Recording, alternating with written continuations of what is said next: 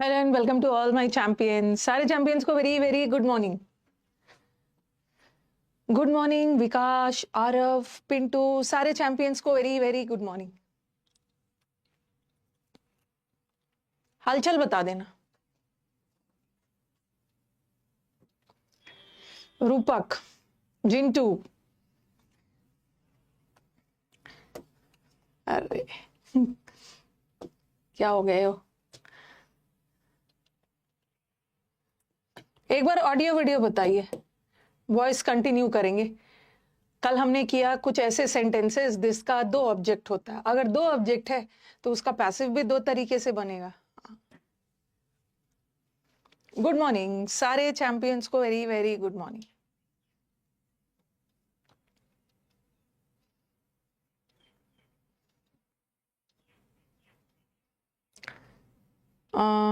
Audio video बता देना।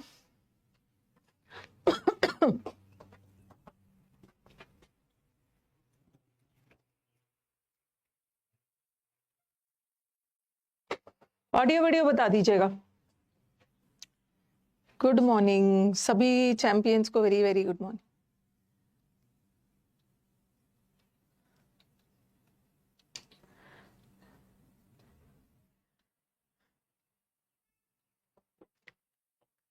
क्या बात है भाई, इतना टाइम लग रहा है। Good morning from West Bengal. एक बार रिफ्रेश करती हूँ, आपके कमेंट्स आने में टाइम लग रहा है।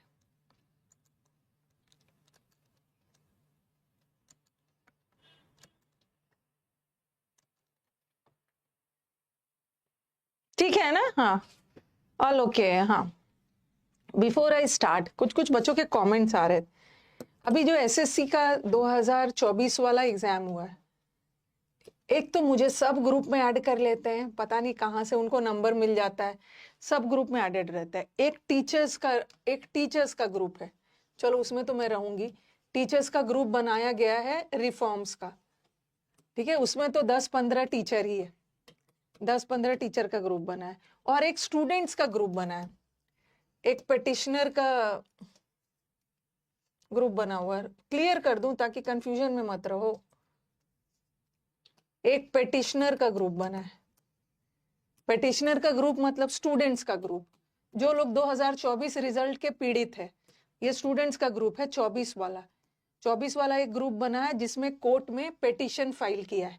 ओके, ये स्टूडेंट वाला ग्रुप है जिसका मतलब 340 नंबर आने पे भी सिलेक्शन नहीं हुआ है। कुछ ऐसे बच्चे हैं जिसका 299 पे सिलेक्शन हो गया, 340 का नहीं है, तो इन्होंने भी कोर्ट में केस किया है। ठीक है, कोर्ट केस इन्होंने किया। इनके ग्रुप में भी है। इस ग्रुप को मैंने मतलब हेल्प भी किया है। इन लोगों का था कि मैम हम स्टूडेंट है, कहाँ से इतने पैसे लाएं, तो यहाँ तो पैसे वगैरह भी दिया गया था। तो ये हाई कोर्ट में मूव किए थे, ठीक है। पहले कैट कोर्ट में मूव किए थे, फिर हाई कोर्ट में मूव किए थे। और एक हफ्ते पहले ये इन्होंने मुझे ये मैसेज भेजा था। एक हफ्ता पहले एक कोर्ट का हियरिंग, काफी सारे टीचर्स अभी डाल रहे हैं इसको टेलीग्राम पे, बट उस ग्रुप में पिछले थर्सडे को ये वाला मैसेज आया था। ठीक है, कोर्ट ने यह फैसला दिया था कि जिन जिन बच्चों का सिलेक्शन हो गया है, लेकिन उन्होंने लास्ट में एक लाइन ऐड किया है, आपका selection is subject to outcome. अब कोर्ट का फैसला क्या होता है ना, उसके अकॉर्डिंग आपका सिलेक्शन डिसाइड होगा। तो उन्होंने मतलब क्लियरली तो नहीं बोला है, बट कुछ को ऐसा लग रहा है कि हो सकता है कि जिसका सिलेक्शन हो गया है, मतलब अभी हम सिलेक्शन को पक्का नहीं माने, हो सकता है सिलेक्शन रद्द भी कर दे।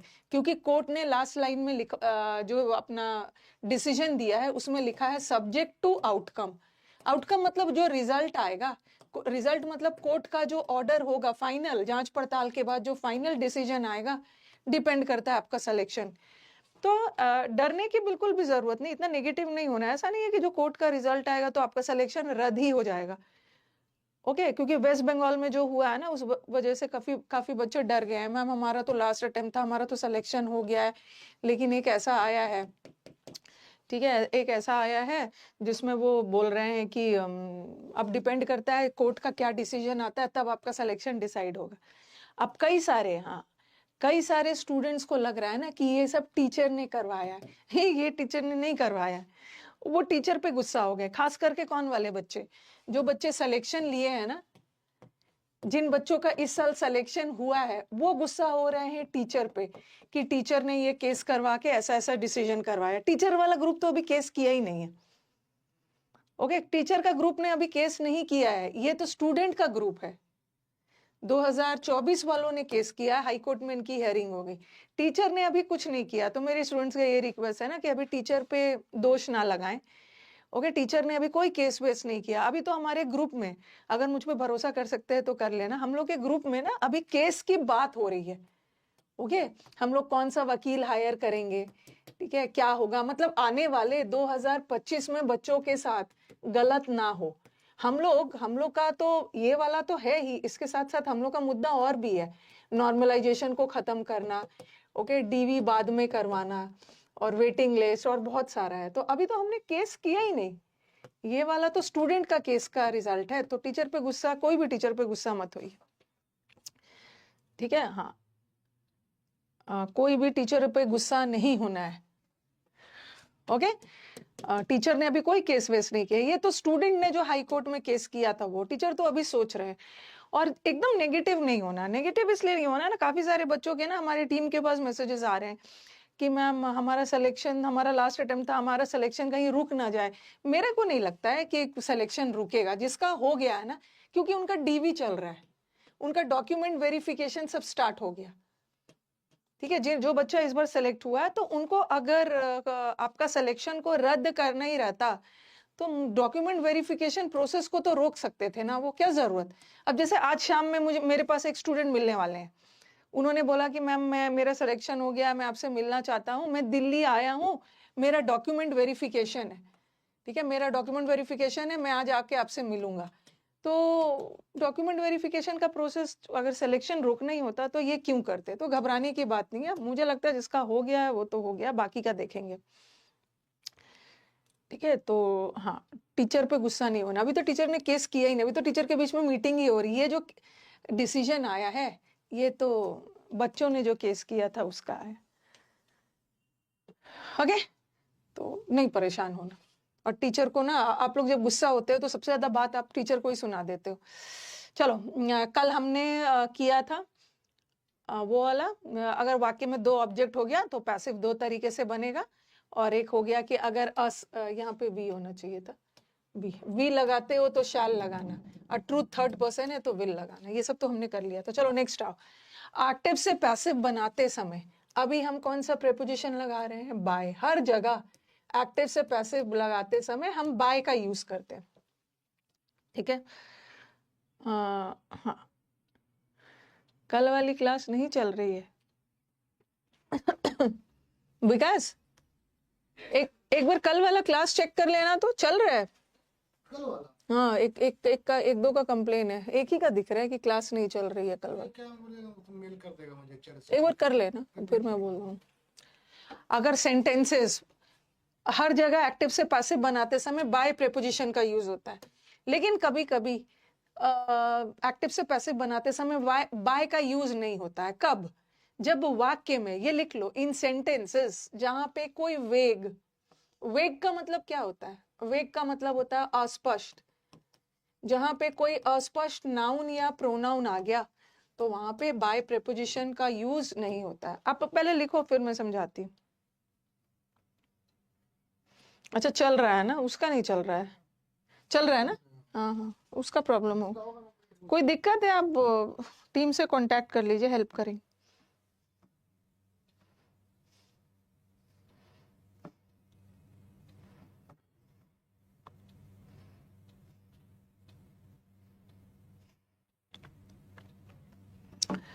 जहां पे कोई अस्पष्ट नाउन या प्रोनाउन आ गया वहां पे बाय प्रेपोजिशन का यूज नहीं होगा। अब बोलोगे मैम ये वेग और अस्पष्ट क्या है, मतलब एग्जांपल के थ्रू मैं आपको एक्सप्लेन करती।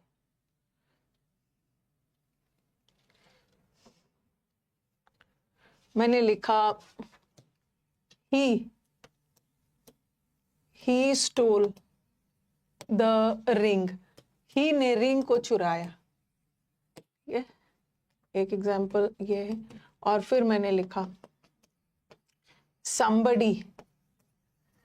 somebody stole the ring, किसी ने रिंग को चुराया।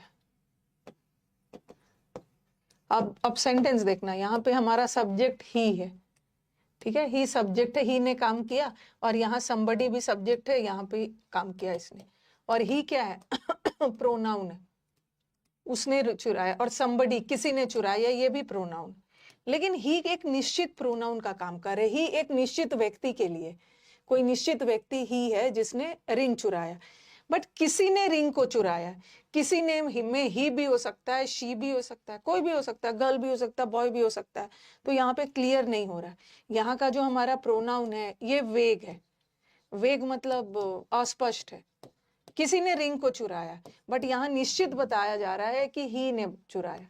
तो अगर क्लियर है तो वहां तो आप यूज करोगे बाय का, क्या होगा, द रिंग ऑब्जेक्ट है तो इसको सब्जेक्ट बना लो, पास्ट टेंस है तो वॉज लगा लो, the ring was stolen by him, him के द्वारा रिंग चुराया गया, यहाँ पे हिम लगा, बाय लगाना, बाय लगाना। बट यहाँ पे लिखा है somebody stole the ring, तो एक ऑप्शन में देंगे द रिंग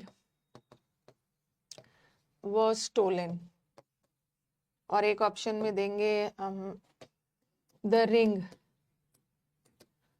वॉज, इसमें भी मैं आपको बहुत सारा चीज और बताऊंगी, the ring was stolen by somebody। चलो बताओ कौन सा करेक्ट है।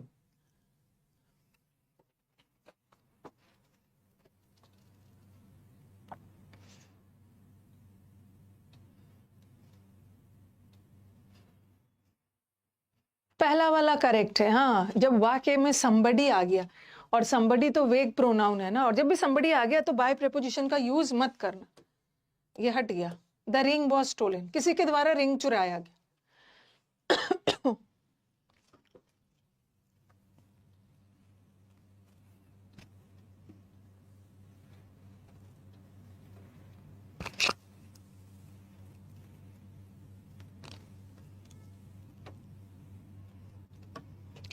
और भी एग्जांपल्स दे रही हूँ कैसे क्या आएगा और आपको क्या ऑप्शन टिक करना है।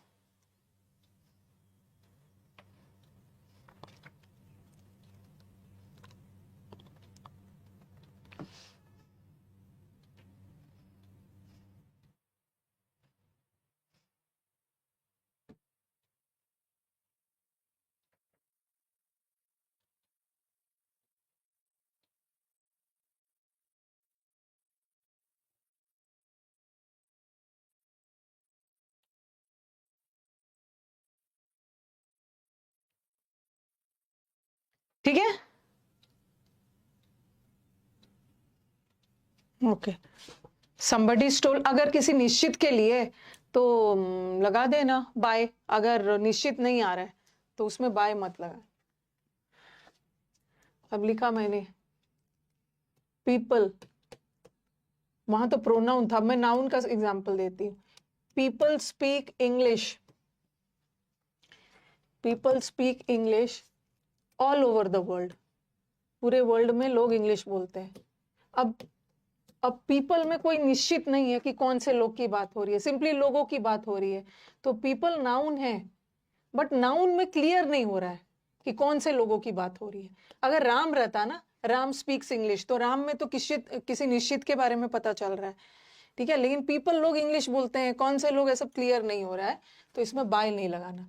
यहाँ का हमारा सब्जेक्ट है इंग्लिश, ऑब्जेक्ट है, लोग क्या बोलते हैं, इंग्लिश बोलते हैं, और ये जो वर्ल्ड है ना, ये प्रेपोजिशन का ऑब्जेक्ट है, ठीक है। और हमें प्रेपोजिशन के ऑब्जेक्ट से नहीं, हमें तो वर्ब का ऑब्जेक्ट चाहिए। तो English is spoken, present tense है तो इज लगाया, स्पीक का third form spoken, English is spoken all over the world, एक ऑप्शन में ये देंगे। और आपके दिमाग में आएगा मैम ये सब्जेक्ट है, इसको भी तो ऑब्जेक्ट बनाना होगा। एक ऑप्शन में आएगा English is spoken all over the world by people.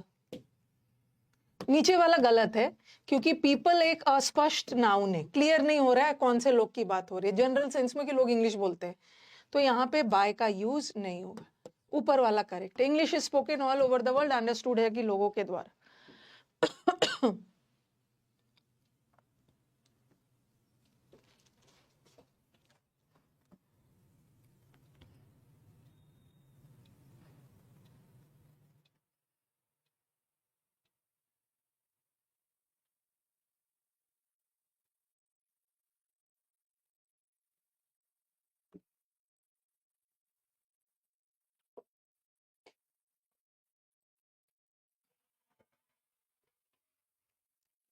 जहां भी अस्पष्ट नाउन या प्रोनाउन आ गया वहां पे बाय का यूज मत करना, ठीक है।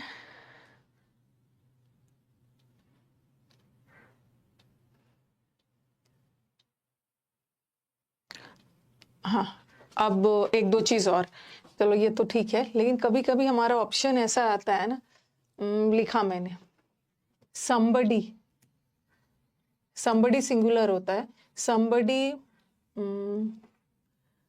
कट द वायर, ठीक है, somebody कट द वायर, किसी ने वायर को काट डाला, ठीक है, ये हमारा क्वेश्चन है।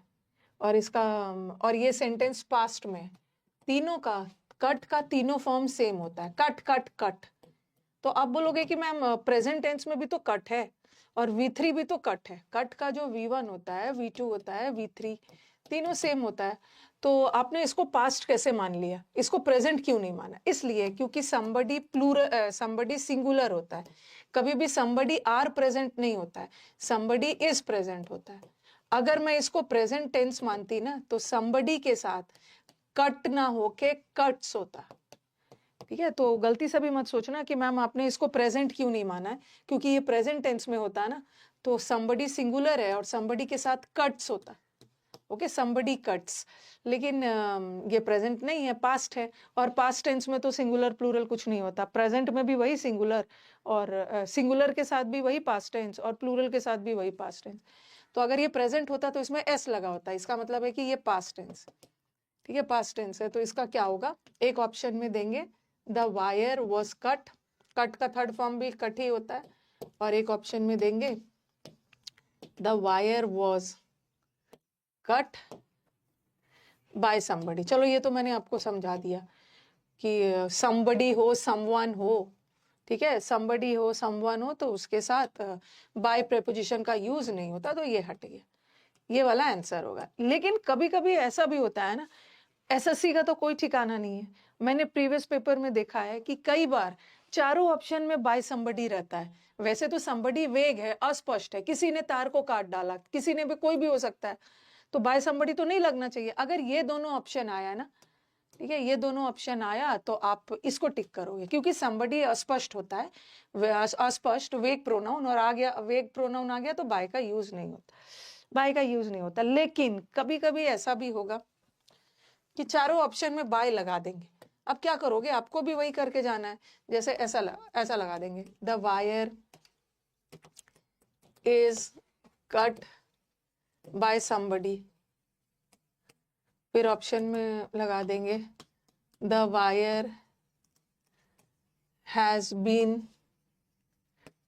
कट बाय समबडी, और the wire had been cut by somebody. कई बार देखा है कि वैसे तो बस बाय समबडी नहीं होना चाहिए, बट चारों ऑप्शन में बाय समबडी डाल के भी दे सकते हैं, तो उस केस में आपको चारों में बाय समबडी को मान के ही चलना है। और the wire was cut by somebody. अब देखो कई बार ऑप्शंस में देखा है कि ये समबडी नोबडी तो वेग होता है, और वेग में बाय समबडी का यूज नहीं होता है, लेकिन अगर आपके चारों ऑप्शन में आ गया, क्या करोगे, आपको एक्सेप्ट ही करना हो। अब देख लेना, इस सेंटेंस में टेंस प्रेजेंट में नहीं जा रहा है, प्रेजेंट में जाता तो इसमें एस लगा होता, पास्ट में जा रहा है, और ये सिंपल पास्ट है, और एक्टिव पैसिव में टेंस नहीं बदलते हैं, सिंपल पास्ट है, यहाँ पे मैंने प्रेजेंट कर दिया, यहाँ पे प्रेजेंट परफेक्ट कर दिया, यहाँ पे मैंने पास्ट परफेक्ट कर दिया। अगर ये सिंपल पास्ट है तो ये भी सिंपल पास्ट है, और हमें यहाँ अगर ऑप्शन में चारों में बाय समबडी है तो हमें भी मान के चलना हो। लेकिन अगर ऐसा कोई ऑप्शन आता, वैसे 5 ऑप्शन नहीं आता, लेकिन अगर ऐसा कोई ऑप्शन होता कि द वायर वॉज कट रहता, एक ऑप्शन में द वायर वॉज कट रहता, और एक बार द, चारों में मान के चलेंगे तो आपको भी वही मानना है, बट एक ऑप्शन ऐसा आता कि एक में बाकी सारा चीज सेम है, यहाँ तक एक में बाय समबडी रहता और एक में नहीं रहता, तब हम इसको मानते, तब मानते, ठीक है।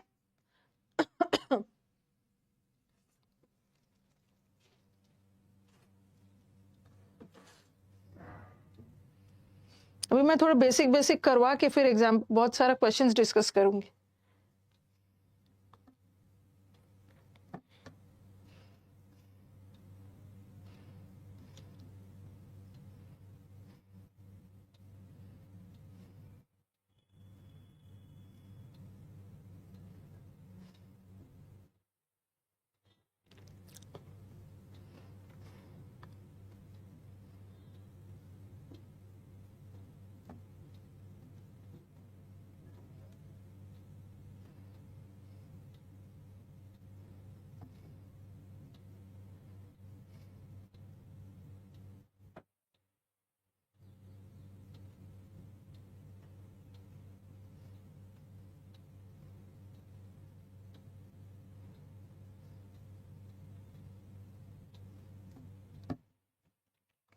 लिख लिया ना? हाँ, नन ऑफ दिस नहीं, नन ऑफ दिस कहां से रहेगा?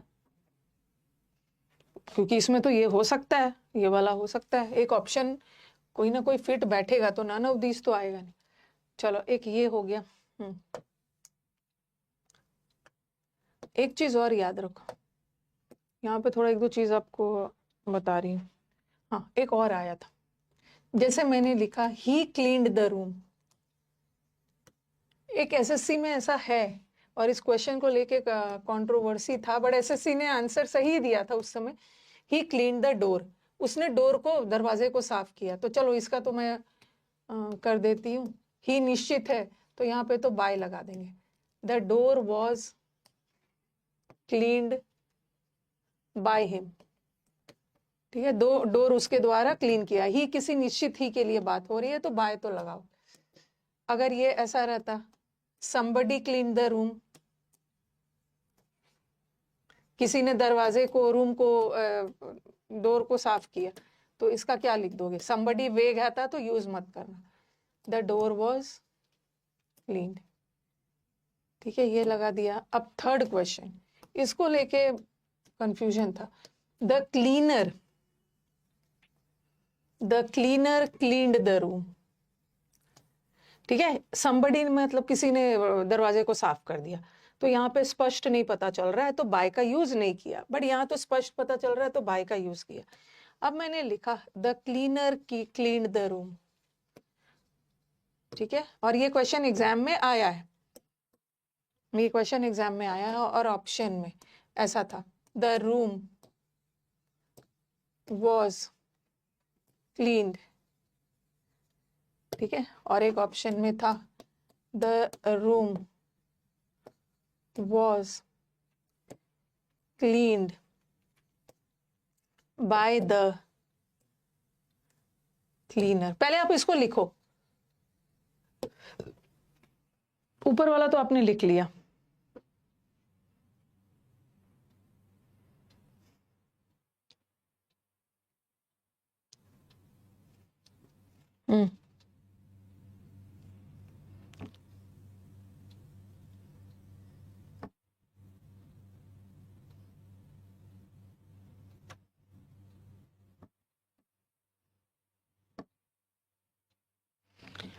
अब देखो, कहीं पे वैसे एसएससी ने आंसर नीचे वाला कोई दिया था, और आंसर उनका करेक्ट भी था। ठीक है, बहुत जगह बताते हैं ना कि जो भी रूम को क्लीन करे, तो वो क्लीनर ही होता है ना। रूम को साफ करने वाला व्यक्ति क्लीनर ही होता है।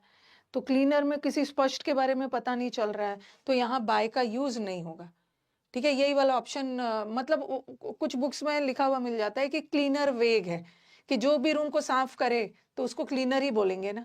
लेकिन और यहाँ पे वेग है, इसलिए आंसर ये होगा। लेकिन नहीं, यहाँ पे द लगा है। द लगा है, इसका मतलब है कि कोई खास सफाई कर्मी जो है, किसी खास साफ करने वाले ने खास दिन उस रूम को, किसी खास रूम को क्लीन किया, तो यहाँ खास है, और यहाँ पे बाय लगेगा। बाय लगेगा, बाय लगेगा। हाँ, पहला वाला नहीं होगा, बाय लगेगा। अगर ये ऑप्शन नहीं होता नीचे वाला, तब हम इसको कर सकते थे। ठीक है, अगर नीचे वाला नहीं होता तब हम इसको टिक करते। बट अगर दोनों आ गया है, तो यहाँ तो क्लियर मतलब स्पष्ट पता चल रहा है कि क्लीनर ने रूम को, जैसे लोग इंग्लिश बोलते हैं, अब लोग में पता नहीं चल रहा है ना कि कौन से लोग बोलते हैं। लोग इन जनरल इंग्लिश बोलते हैं, बट यहाँ तो किसी खास क्लीनर की बात हो रही है।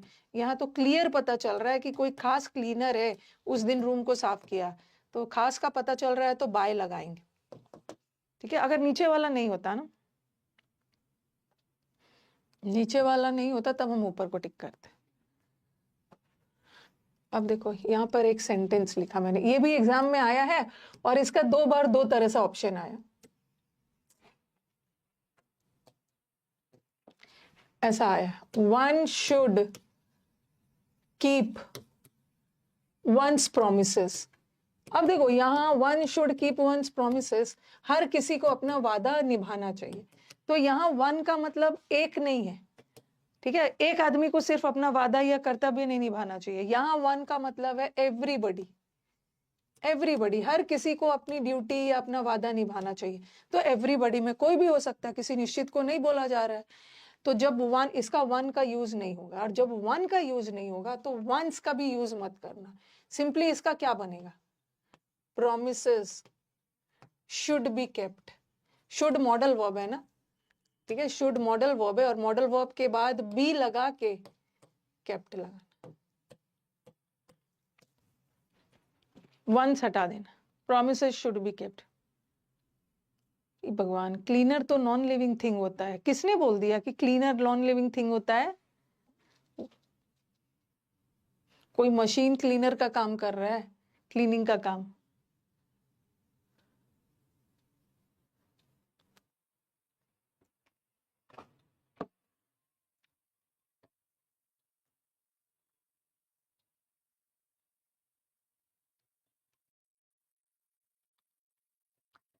Promises should be kept, okay, promises को रखना चाहिए।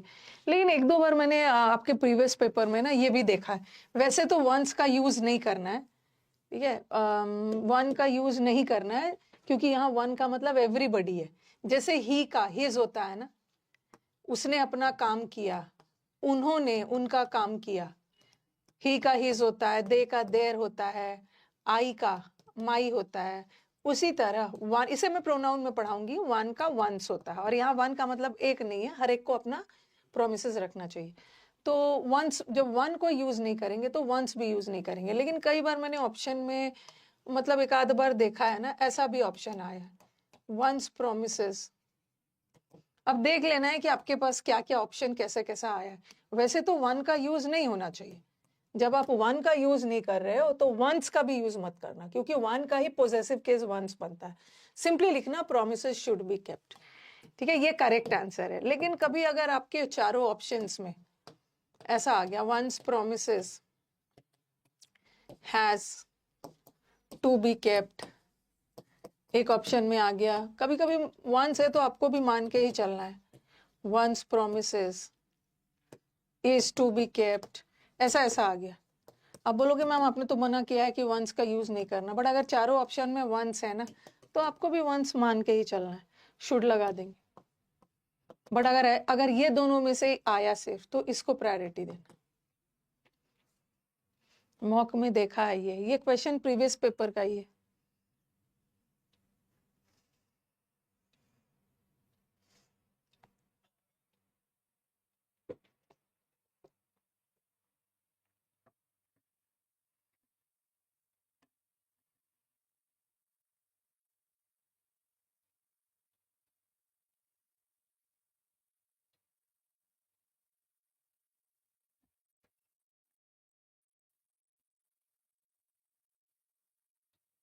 लिख लिया सबने?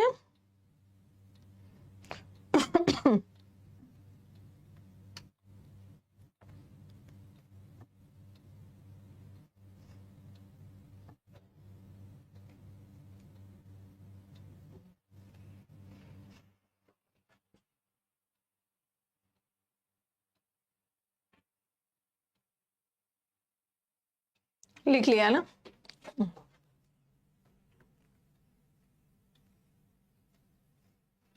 ये वाला हो गया, somebody killed cleaner वाला भी हो गया, ओके। यहाँ पे ना वर होना चाहिए, क्योंकि सेंटेंस पास्ट टेंस में जा रहा है ना। अच्छा, ये वाला कर रही हूँ। ऑप्शन देख लेना आपका कैसा आ रहा है, उसी अकॉर्डिंग आंसर करना।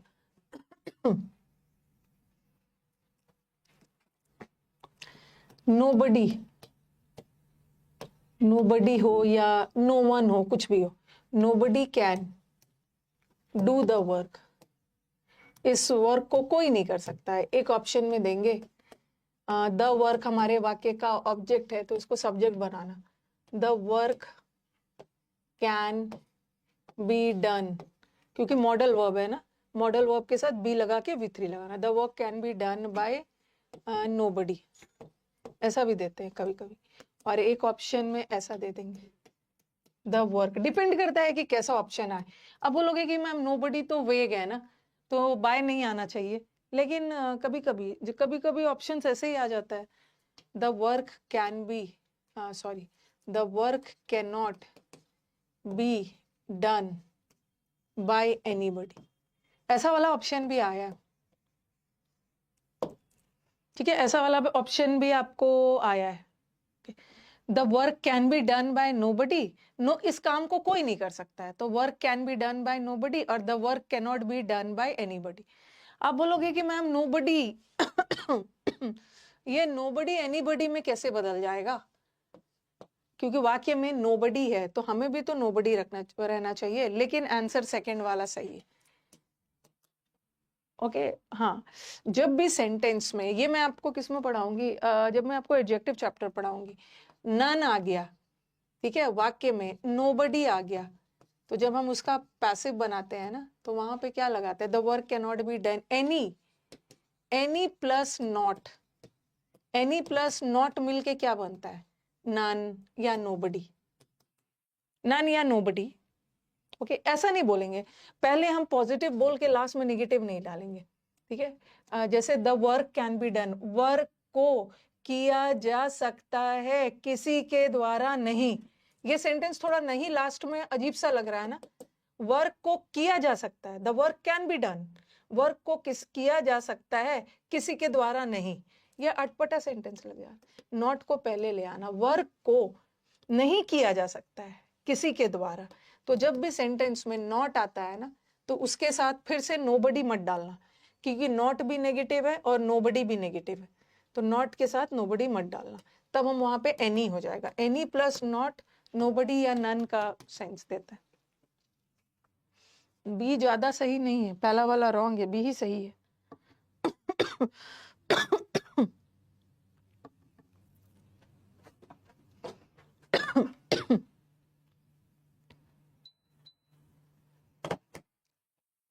तो कभी कभी नोबडी एनीबडी में भी बदल जाता है।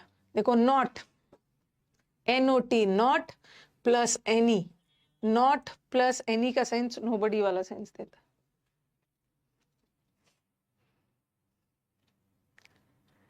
अच्छा विशाल, बीच क्लास में इंटरप्ट कर रहा हूं, मैं वॉइस से कंटिन्यू कर सकता हूं? मैम थोड़ा लेट एनरोल किया था। ओके तो आप देखो, मैं अगर इसके पहले लिखो, बता देती हूँ, पहले आप लिखो।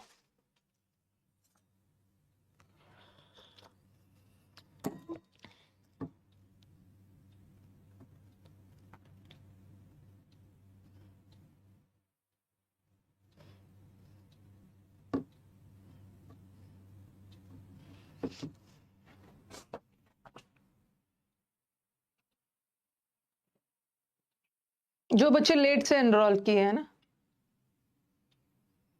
नो वन हो, नो वन अलग अलग हो, नन हो, सबके लिए। No one can do the work can not be done by anybody, no one हो या नन हो, सबके लिए एनी लगा देना नेगेटिव। हाँ, जो बच्चे हमारे लेट से ज्वाइन किए हैं, देखो ये बैच 28 जनवरी को स्टार्ट किया था मैंने, ठीक है। इस बैच में मैंने आपको पार्ट ऑफ स्पीच पढ़ाया है, क्या पढ़ाया है, फिर कंजंक्शन पढ़ाया है, ठीक है, सब्जेक्ट वर्ब पढ़ाया है, वर्ब पढ़ाया है, टेंस पढ़ाया है, अभी मैं वॉइस पढ़ा रही हूँ, ठीक है, अभी मैं वॉइस पढ़ा रही हूँ, तो तब तक आप, और वो कैब भी चल रहा है, ठीक है, वो कैब में समुद्र मंथन का बैच चल रहा है। तो अभी मैं बोलूंगी कि जिस स्टूडेंट्स को अभी रिसेंटली एनरोल किए हैं, तो आप पहला क्लास से देखना शुरू करिए ना, फर्स्ट क्लास से देखना शुरू करिए, आपको लाइव आने की जरूरत ही नहीं है। आप क्या करो कि मैं सुबह 9:30 बजे जब लाइव पढ़ाती हूँ ना, आप भी उसी समय टाइम बांध लो, आप 11:30 बजे रिकॉर्डेड देखिए, ठीक है, आप 11:30 बजे 9:30 बजे आप रिकॉर्डेड देखिए।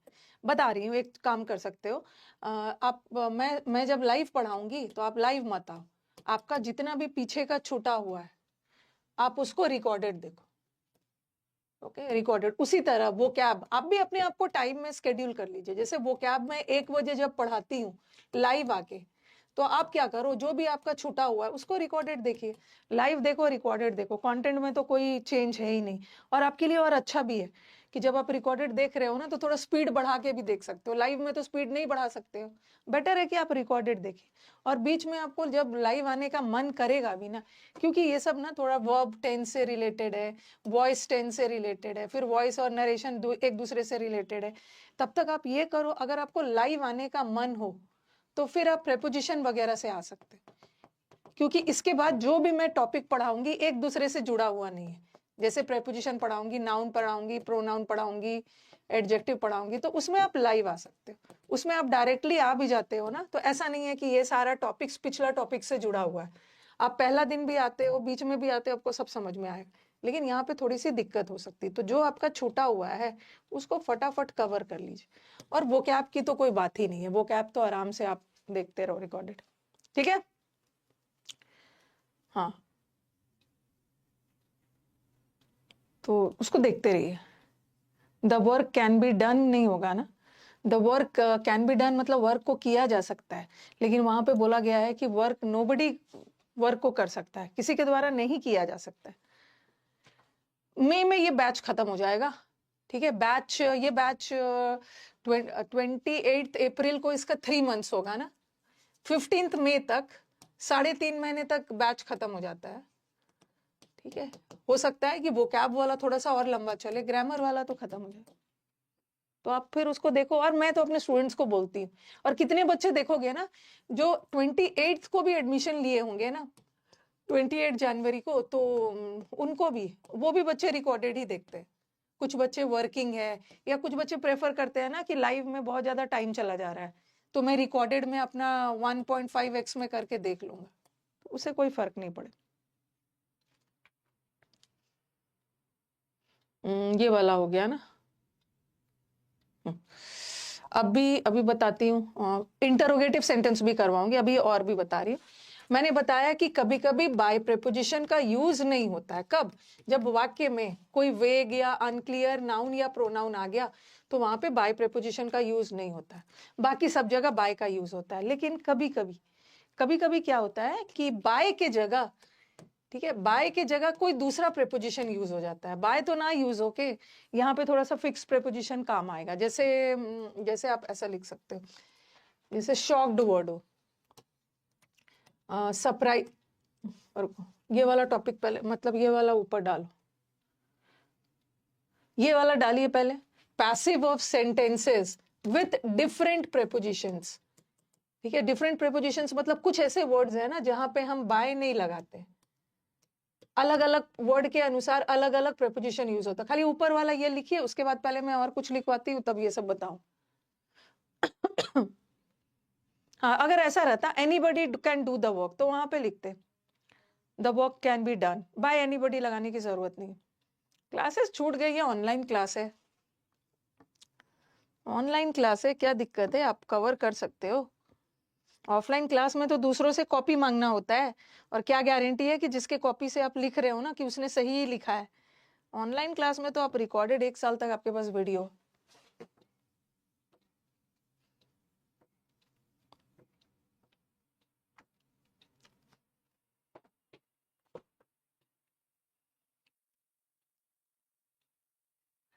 Okay, passive of sentences with different prepositions. अभी हम कुछ ऐसे सेंटेंसेस करेंगे जिसका पैसिव बनाते समय हम बाय तो नहीं लगाएंगे, लेकिन कोई दूसरा प्रेपोजिशन लगेगा। जो लिखवा रही हूं बस उतना ही लिखना।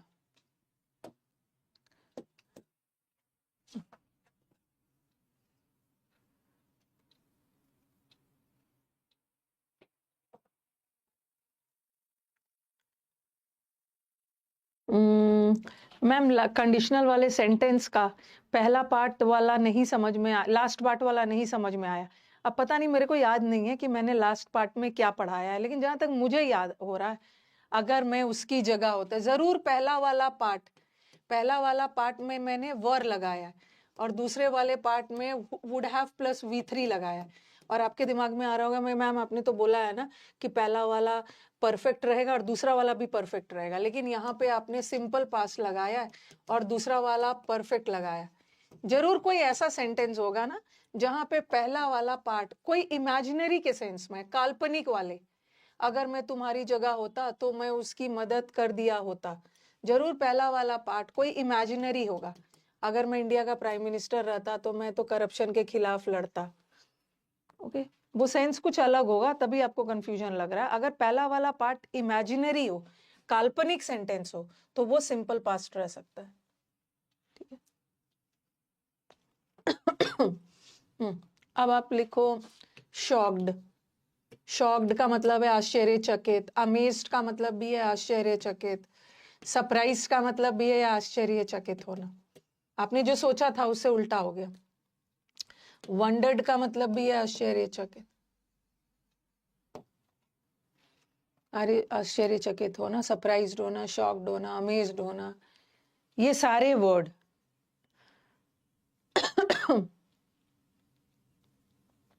नहीं नहीं, बर्ड वाला वो नहीं पूछ रही है, बर्ड वाला तो दूसरा है। शॉक्ड, अमेज्ड, सबका मतलब होता है आश्चर्यचकित होना। एक होता है स्टार्टल्ड, स्टार्टेड नहीं है, स्टार्टल्ड है। स्टार्टल्ड का मतलब भी आश्चर्यचकित, और ये हमेशा अपने साथ कौन सा प्रेपोजिशन लेता है? बाय नहीं ले। I was shocked by the result नहीं होगा, I was shocked at the result. तो कभी कभी प्रेपोजिशन चेंज हो जाता है। जैसे एक वर्ड होता है प्लीज्ड, प्लीज्ड का मतलब होता है खुश होना, सेटिस्फाइड का मतलब भी खुश होना। एक वर्ड होता है थ्रॉन्ग्ड, थ्रॉन्ग्ड का मतलब होता है भीड़। द शॉप्स आर, त्योहारों के दौरान the shops are thronged with customers, thronged होगा या क्राउडेड। ये सारे वर्ड्स अपने साथ कौन सा प्रेपोजिशन लेता है? विथ। ठीक है। और नो, आई नो हिम, तो ही इज नोन बाय मी नहीं होगा, नोन के साथ टू लगा। यहाँ पे एग्जाम में बाय लगा लगा के दे देंगे। इमेजिनरी है, वही मैं बोल रही हूँ ना, इमेजिनरी है और बाद वाला परफेक्ट टेंस में है। तो ऐसा बोल सकते हैं ना, अगर मैं तुम्हारी जगह होता, तो ये तो कल्पना की जा रही, तो मैं उसकी हेल्प कर सकता था, बट मैं कर नहीं पाया।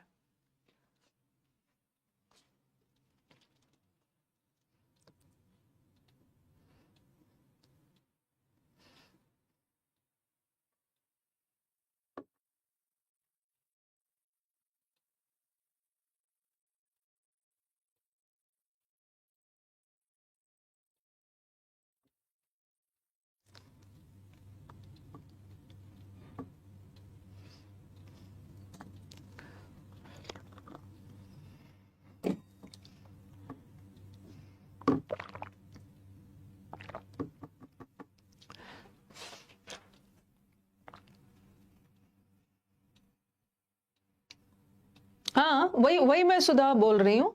इफ आई वर यू, पहला वाला इमेजिनरी होगा। अगर मैं तुम्हारी जगह रहता ना, तो मैं चेयरमैन का मुंह बंद करवा दिया होता, बट मैं नहीं कर पाया क्योंकि मैं तुम्हारी जगह नहीं था। अगर मैं तुम्हारी जगह होता, तो जब भी कभी कभी हर जगह तो एक्टिव से पैसे बनाते समय बाय का यूज होता है, बट कभी कभी बाय का यूज नहीं होता है। कभी कभी वर्ड के अनुसार प्रेपोजिशन बदल जाता है। शॉक्ड, अमेज, सरप्राइज के साथ बाय नहीं लगता है, इसके साथ बाय मत लगाना, एट लगाना। प्लीज्ड, सेटिस्फाइड, थ्रॉन्ग्ड, सबके साथ बाय मत लगाना, विथ लगाना, नोन के साथ। अभी एग्जाम्पल दे रही हूँ, पहले आप लिखिए।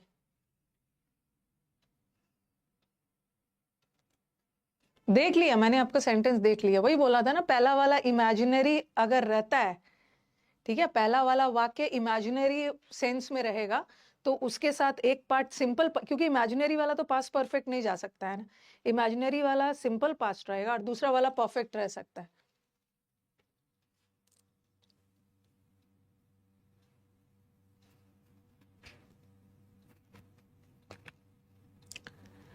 ओके, अब एग्जांपल्स दे रही हूं।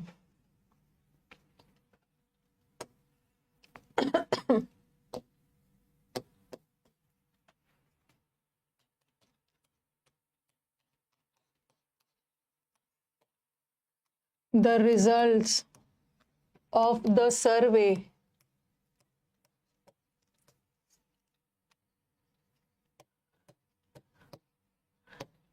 surprised me.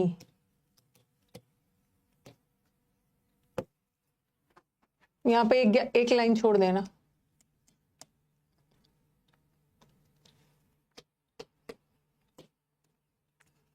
The beauty of the Taj amazed me, amazed her.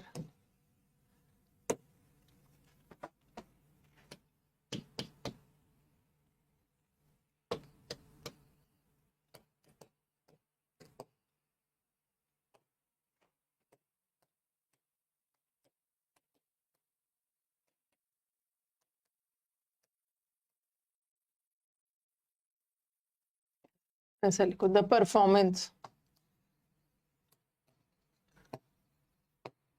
Of the students shocked the teacher.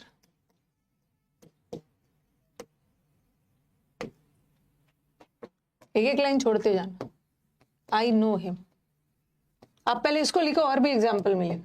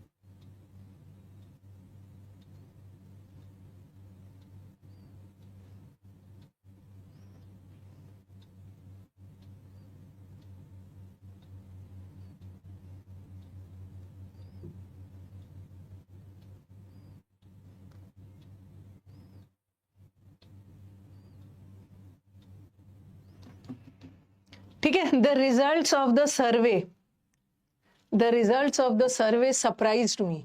सर्वे का रिजल्ट ने मेरे को सरप्राइज किया. तो ये हमारे वाक्य का सब्जेक्ट है, और ये वर्ब है, और ये ऑब्जेक्ट है. ऑब्जेक्ट को सब्जेक्ट बनाना है ना, मी को आई करना है. तो क्या होगा, और सेंटेंस पास्ट में है तो आई एम नहीं होगा, आई वॉज सरप्राइज्ड. अब आपके मन में आएगा कि एक्टिव से पैसिव बनाते समय, एक्टिव से पैसिव बनाते समय कौन सा प्रेपोजिशन का यूज करते हैं, बाय का. तो आपका मन होगा I was surprised by the results लगाने का मन होगा, by the results of the सर्वे, जो कि गलत है. ठीक है, एक्टिव से पैसिव बनाते समय हम बाय का यूज करते हैं. ठीक है, बाय का यूज करते हैं, बट सरप्राइज्ड वर्ड बाय नहीं लेते. सरप्राइज वर्ड हमेशा अपने साथ एट लेता है. At. The beauty of the Taj amazed her. Her को शी बनाते हैं. शी वॉज अमेज्ड, सारा पास्ट में जा रहा है, बाय नहीं लगाना. She was amazed at the beauty of the Taj Mahal. Taj. उसी तरह the performance of the student shocked the teacher.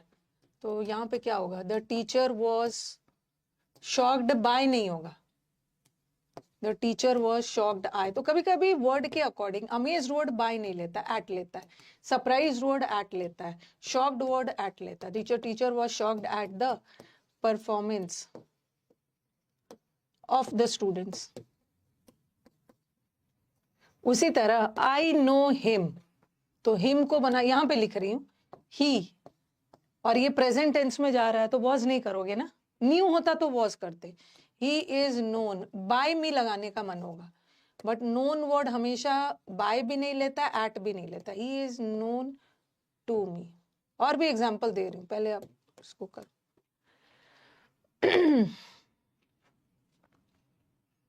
Eight होगा, surprised at, amazed at, shocked at, known by me नहीं, नोन टू मी. शी जाएगा, ही लिख दिया है कहाँ पे. Amazed her, she was amazed the beauty of the Taj. The performance of the teacher was shocked at the performance. कहाँ पे लिखा, I know him. He's सही तो लिखा है ना.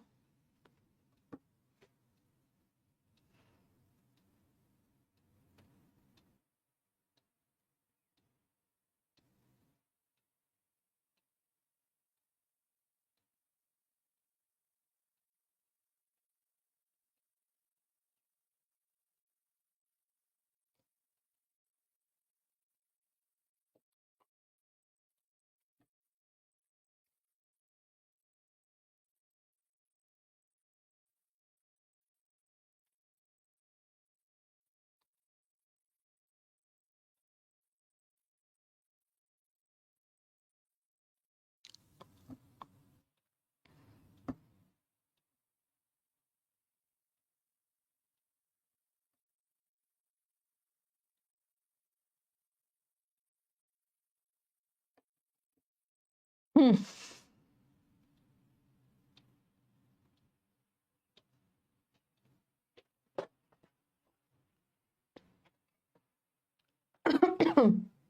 लिखा मैंने हिज बिहेवियर सैटिस्फाइड मी। उसका बिहेवियर ने मेरे को सेटिस्फाई किया, संतुष्ट किया। कुछ वर्ड्स है जो फिक्स प्रेपोजिशन की तरह यूज हो, मतलब फिक्स प्रेपोजिशन लेता है। तो यहाँ क्या होगा, आई वॉज सेटिस्फाइड। ठीक है, मी बन गया आई वॉज सेटिस्फाइड। और सेटिस्फाइड के साथ बाय नहीं होता है, सेटिस्फाइड के साथ टू होता है। I was satisfied with his behaviour. तो यहाँ मुझे आपको ये बताना था ना कि कब हर ऐसा नहीं है कि एक्टिव से पैसिव बनाते समय हमेशा बाय का यूज होगा। कभी कभी वर्ड के अकॉर्डिंग 90% केस में तो बाय का ही यूज होता है, लेकिन कभी कभी वर्ड के अकॉर्डिंग प्रेपोजिशन चेंज होता है। सेटिस्फाइड के साथ विथ बाय नहीं आता, विथ आता है।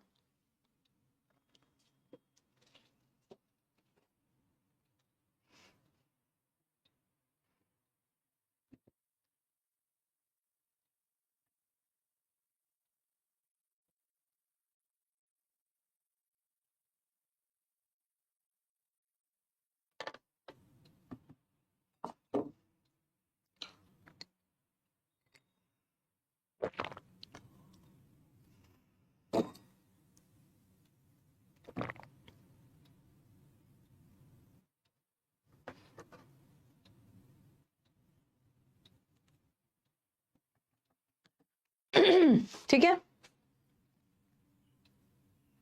रिकॉर्डेड वीडियो, देन ग्रामर में जाइए, वहां फ्रेजेस का वीडियो मिल जाएगी। ओके, देखो उसने बता दिया है, थोड़ा सा चेक करना है ना। चलो ये भी हो गया।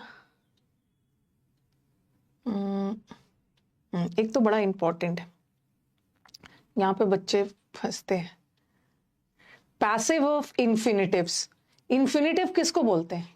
इन्फिनिटिव का मतलब होता है 2+V1। ठीक है, 2+V1 को इन्फिनिटिव बोलते हैं। तो इन्फिनिटिव का इन्फिनिटिव का पैसिव, एक बोल रहे हैं कि मैम ये जो पेपर खत्म हो, सिलेबस खत्म हो जाने के बाद प्रैक्टिस होगा, तो आपको प्रैक्टिस बैच क्यों मिला है? ये जो प्रैक्टिस बैच है आपका 3 बैच लगातार चल रहा है, ग्रामर चल रहा है, वोकैब चल रहा है और प्रैक्टिस चल रहा है।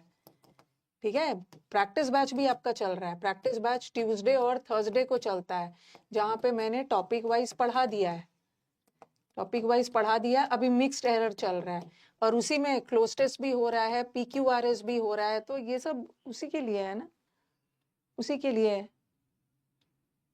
ओके, अब ये नहीं मिल रहा है, वो नहीं मिल रहा है, क्लास के बीच में नहीं पूछना है, सब आपको प्रोवाइड करवा दिया है, जाके ढूंढिए। अब यहाँ पे लिखो पैसिव ऑफ इन्फिनिटिव्स।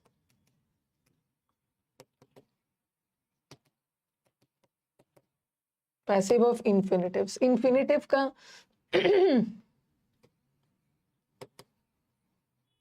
इन्फिनिटिव का पैसिव किस तरह से बनता है? इन्फिनिटिव का मतलब होता है 2+V1। 2+V1 और 2 के साथ तो हम V3 नहीं लगाते हैं ना। तो इसका ये बनाने के लिए, इसका पैसिव बनाने के लिए हम क्या करते हैं? ठीक है, 2 लगा के फिर B लगा के फिर V3 लगा देंगे। 2+V1 इन्फिनिटिव का एक्टिव वॉइस में होता है।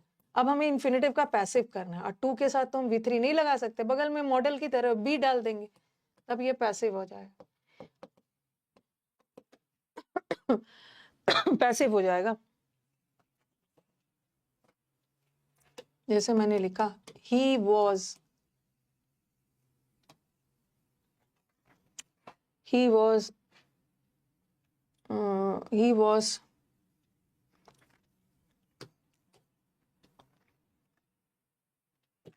to sell the watch। वो वॉच को, घड़ी को बेचने ही वाला था। ठीक है, he was to sell the watch। ये हमारे सेंटेंस का सब्जेक्ट हो गया, ये आपका वर्ब हो गया, और ये तो इन्फिनिटिव हो गया, और ये ऑब्जेक्ट है। क्या चीज को बेचना था? वॉच को, ये ऑब्जेक्ट है। तो ऑब्जेक्ट को सब्जेक्ट बना लीजिए, द वॉच। पास्ट टेंस है तो वॉज लगा दीजिए। अब टू सेल है और हमें तो V3 लाना है, और सेल का V3 सोल्ड होता है, तो हमें V3 लगाने के लिए 2 के बाद तो मैं सोल्ड नहीं लगा सकती हूँ, क्योंकि 2 के बाद तो V1 आता है ना, हमें तो V3 लगाना है, तो मैं बीच में B लगा दूंगी, और पैसिव में B के साथ V3 लग सकता है। The watch was to be sold by him, और लिखो, और भी एग्जाम्पल दे रही।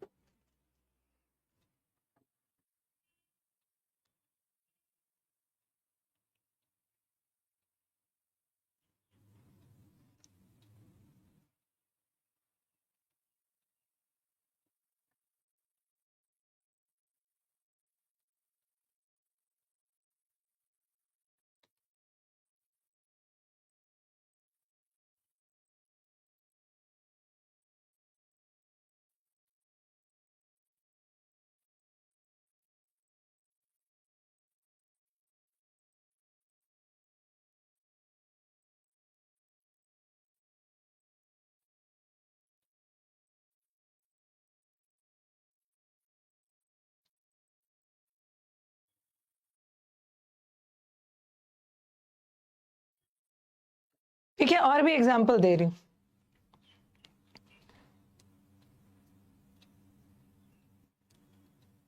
जिसको कोई भी वीडियो नहीं मिल रहा है ना, तो मेरे टीम से कांटेक्ट करिए, ठीक है? क्लास के बीच में नहीं पूछना है, टीम से कांटेक्ट करिए। और यहाँ तो बच्चे आपको बोल भी रहे हैं कि कहाँ मिलेगा फिक्स प्रेपोजिशन। आपको कोई भी वीडियो नहीं मिल रहा है तो आप जाके ढूंढना है ना, आपको वोकैब के बैच में ढूंढिए। वो फिक्स प्रेपोजिशन में वोकैब के बैच में करवा रही हूँ, समुद्र मंथन बैच में जाके ढूंढिए, वहां आपको फिक्स प्रेपोजिशन मिल जाएगा। फ्रेजेस का भी वीडियोस है, बच्चों ने बता दिया है, फ्रेज वाला जो वीडियो है कहाँ पे दिया हुआ है। ओके, वो बोल ही रहे हैं, ग्रामर में जाइए, रिकॉर्डेड वाले सेक्शन में जाइए, वहां पे मिल जाएगा।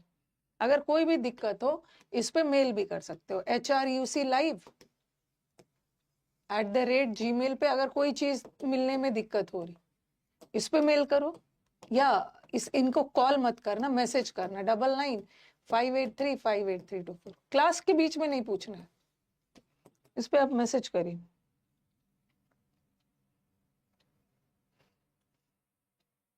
सब मिल जाएगा आपको।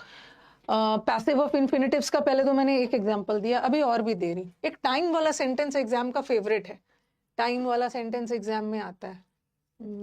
लिखा मैंने, इट्स टाइम से स्टार्ट होता है और बीच में एक इन्फिनिटिव रहता है, it's time to do the work.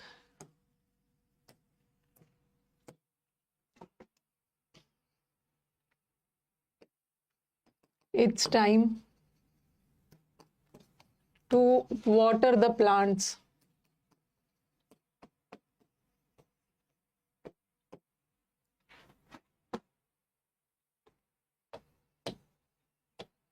फिर लिखा मैंने, There is no time to lose.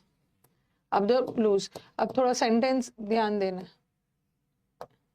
ये अच्छा, ऐसा भी एक एरर आता है, बताती हूँ।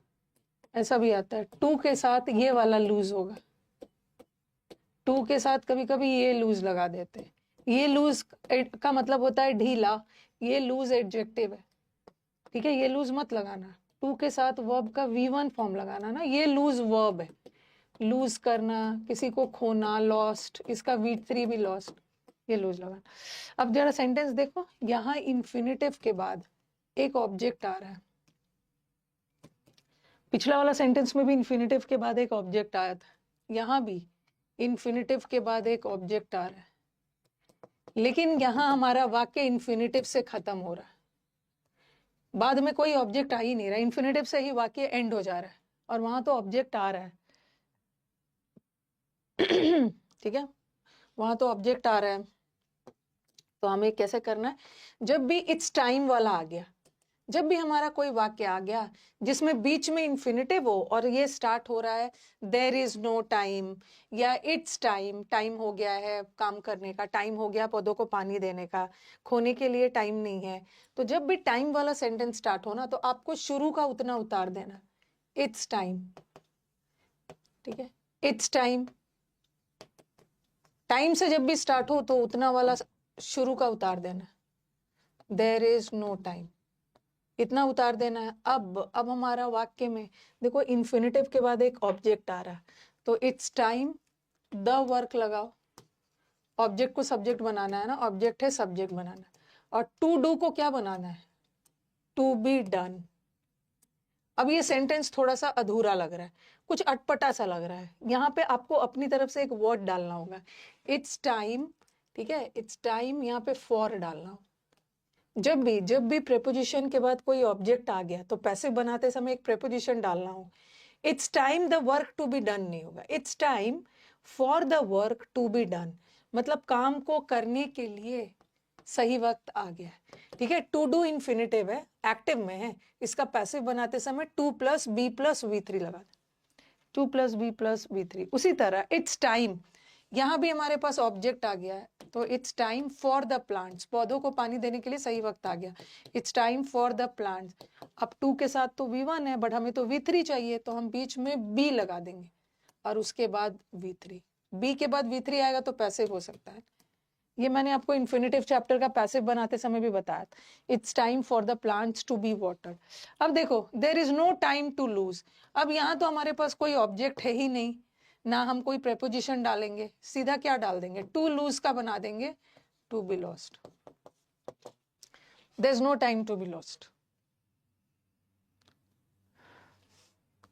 टीचर को बीच बीच में ना बताते रहना होता है, ऑनलाइन क्लास में यही होता है, बच्चे लेट से भी ज्वाइन करते हैं तो बीच बीच में कहाँ से क्या करें उनको गाइड करना है।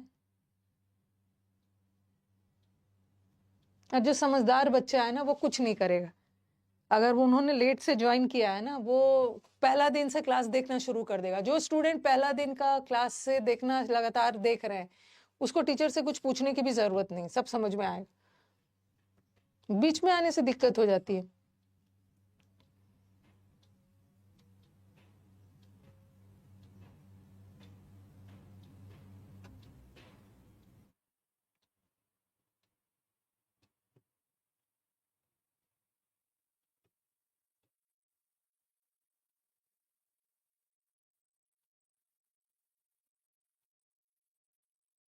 लिख लिया सबने?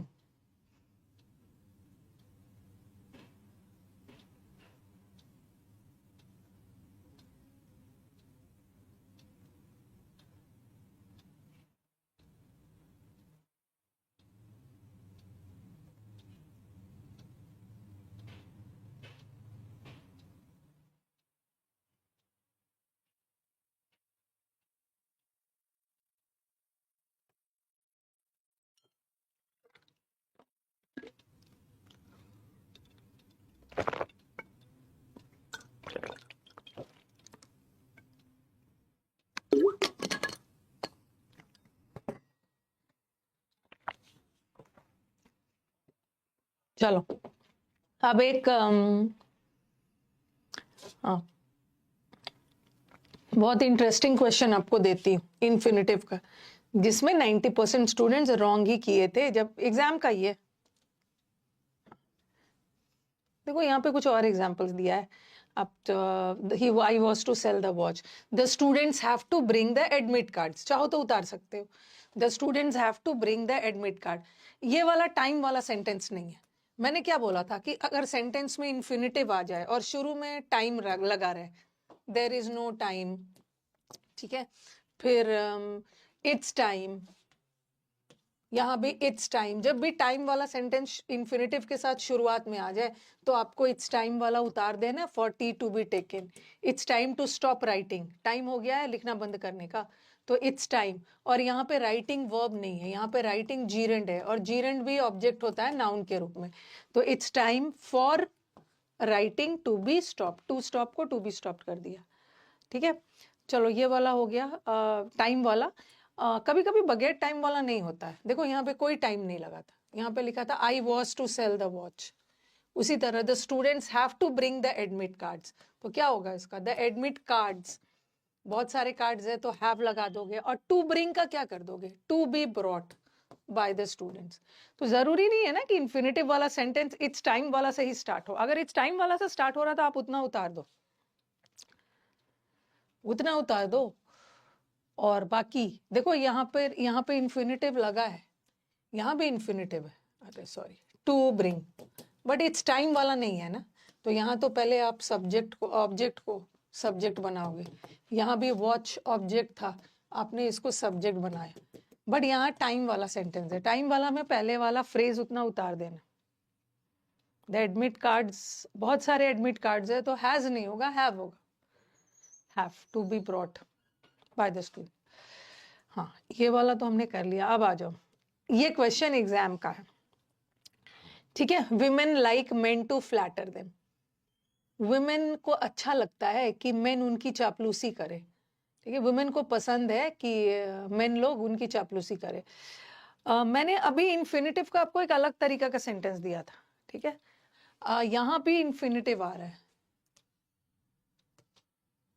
यहाँ भी एक इन्फिनिटिव आ रहा है।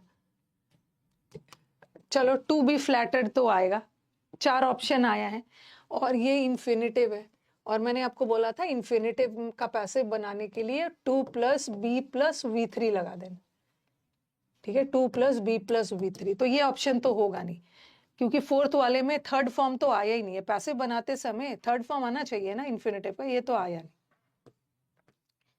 अब थर्ड, यहाँ देखो, टू फ्लैटर का टू बी फ्लैटर्ड है, यहाँ भी है, यहाँ भी टू बी फ्लैटर्ड है, और यहाँ भी टू बी फ्लैटर्ड है। तो इसी तीनों में से कुछ होगा ना, बताओ कौन सा होगा।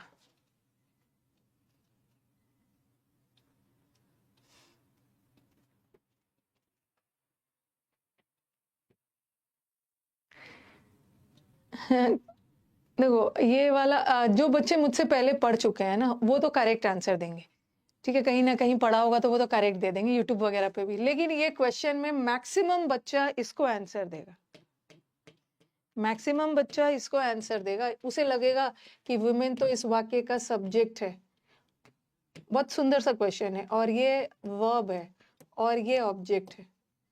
उसको वही लगेगा ना कि women like man, women man को पसंद करते हैं, तो मैन ऑब्जेक्ट है, और ऑब्जेक्ट से ही तो शुरू करना है। और यहाँ विमेन सब्जेक्ट है, तो सब्जेक्ट से कैसे शुरू करेंगे। विमेन सब्जेक्ट है, लेकिन पैसिव बनाते समय तो ऑब्जेक्ट सब्जेक्ट हो जाता है ना। यहाँ तो ये विमेन किया है, तो आप इसको आंसर चुनोगे, बट ये आंसर रॉन्ग। आपके दिमाग में आएगा कि ये ऑब्जेक्ट है, तो आपने सब्जेक्ट बना के क्यों नहीं वाक्य को स्टार्ट किया। ये रॉन्ग है, ये रॉन्ग है। हाँ, वैसे आंसर ये है, थर्ड है। अब बता रही हूँ क्यों, ठीक है। आंसर फर्स्ट भी नहीं है, ये मैं बता रही हूँ, आंसर थर्ड है। Women like to be flattered women. अब देखो, जरा इसको अच्छे से समझाना होगा। मैंने लिखा विमेन लाइक मैन, अगर ये सेंटेंस यहां तक होता, इस सेंटेंस का मतलब अलग है। इस सेंटेंस का मतलब क्या है कि विमेन मेन को पसंद करते हैं, ठीक है। Women like man, women men को पसंद करते हैं, तो इसका पैसिव क्या होगा, मैन, और प्रेजेंट टेंस है, MEN है, प्लूरल है, तो man are liked by women. Women men को पसंद कर रहे हैं, और मेन को पसंद किया जा रहा है विमेन के द्वारा, men are liked by women. तो ये वाला इसका तो पैसिव बनेगा, क्योंकि ये हमारे वाक्य का सब्जेक्ट है, और ये हमारे वाक्य का ऑब्जेक्ट है, और ऑब्जेक्ट को ही सब्जेक्ट बना लिया, तो ये तो सही है। तो आप बोलोगे ma'am men are liked by women, तो यहाँ पे तो आपने मेन से शुरू किया, men are liked by women, men को वुमेन के द्वारा लाइक किया जाता है, तो फिर मेन आर लाइक्ड आपने यहाँ क्यों गलत बताया, यहाँ पे क्यों गलत बताया, और यहाँ पे आपने मेन आर लाइक्ड को सही बताया, क्योंकि यहाँ का मतलब अलग है। यहाँ विमेन मेन को लाइक कर रहे हैं, लेकिन वो जो मैंने पिछला सेंटेंस करवाया था ना, उसमें अलग था। Women like men to flatter them, ये देम जो है विमेन के लिए लगा है। विमेन को पसंद है कि मेन उनकी चापलूसी करे, मतलब चापलूसी किसकी होनी चाहिए, विमेन की होनी चाहिए। तो यहाँ पर सेंटेंस देखना, यहाँ पे सेंटेंस क्या दिया है ना, अगर ये यहाँ तक होता तब इसका मतलब निकलता कि women like main, women men को पसंद करते हैं, बट यहाँ विमेन मेन को नहीं पसंद कर रहे हैं, यहाँ विमेन चाहते हैं ठीक है, यहाँ विमेन लाइक करते हैं, यहाँ विमेन को पसंद है, मेन नहीं, मेन उनकी चापलूसी करे, तो यहाँ पे उनको पसंद चापलूसी है। यहाँ पे उस मेन को, विमेन को पसंद मेन थे, बट यहाँ वो मेन को नहीं लाइक कर रहे हैं, मेन के द्वारा वो चापलूसी को पसंद कर रहे हैं, फ्लैटर उनको पसंद है कि मेन के द्वारा उनकी चापलूसी हो। तो अगर मैं इस वाक्य को ऐसा करती ना, मेन आर लाइक्ड, ठीक है, men are like to be flattered, तो ये गलत हो जाता है।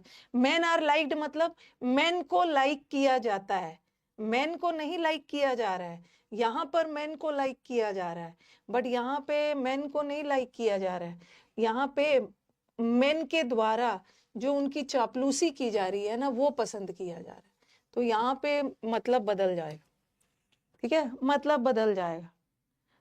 ओके, इसीलिए यहाँ पे ये वाला ऑप्शन नहीं रखेंगे। अब देखो, अब बोलोगे ठीक है मैम ये आपने नहीं रखा, दो ऑप्शन तो आपने हटा दिया, मेन आर लाइक का मतलब है मेन को लाइक किया जाता है, मेन को नहीं लाइक किया जा रहा है, विमेन को पसंद है, चापलूसी पसंद है, मेन पसंद नहीं है, चापलूसी पसंद है, तो ये हट गया, ये तो पहले से ही हटा हुआ। अब बोलोगे कि मैम ये भी तो वर्ब है, ठीक है, ये भी तो वर्ब है, तो इसका भी तो V3 बनना चाहिए ना, पैसिव बनाते समय इसका भी V3 बनना चाहिए, और यहाँ एक इन्फिनिटिव है और इन्फिनिटिव का भी V3 लगा के बनना चाहिए।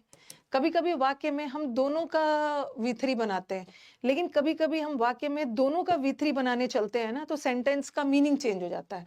अब बोलोगे मैम वुमेन आर लाइक्ड कर देते हैं, ये लाइक को V3 करने के लिए इज ए मार्क लगा देते हैं, लेकिन इसका भी मीनिंग बदल जाएगा। विमेन आर लाइक्ड मतलब विमेन आर लाइक्ड, इसका मतलब क्या है, विमेन को लाइक किया जाता है, विमेन को लाइक नहीं किया जाता है, विमेन लाइक करते हैं, विमेन खुद पसंद करते हैं, तो इसका पैसिव मत बनाना, क्योंकि ये लाइक का पैसिव बनाओगे तो मीनिंग ही बदल जाएगा। विमेन को लाइक किया जाता है, विमेन को लाइक थोड़ी किया जा रहा है, विमेन खुद चाहते हैं, विमेन को पसंद है कि मेन के द्वारा उनकी चापलूसी। So this is the correct answer.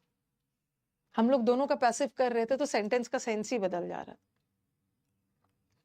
ठीक है। तो ये क्वेश्चन अच्छा सा था, रॉन्ग करवाने वाला क्वेश्चन है ये।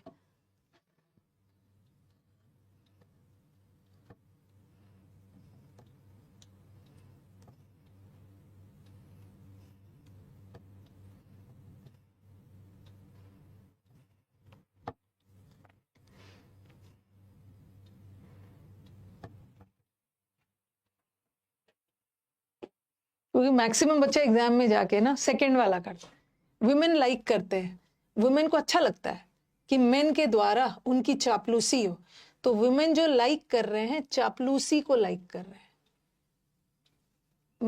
वुमेन जो है विमेन मेन को नहीं लाइक कर रहे हैं, वुमेन को चापलूसी पसंद है।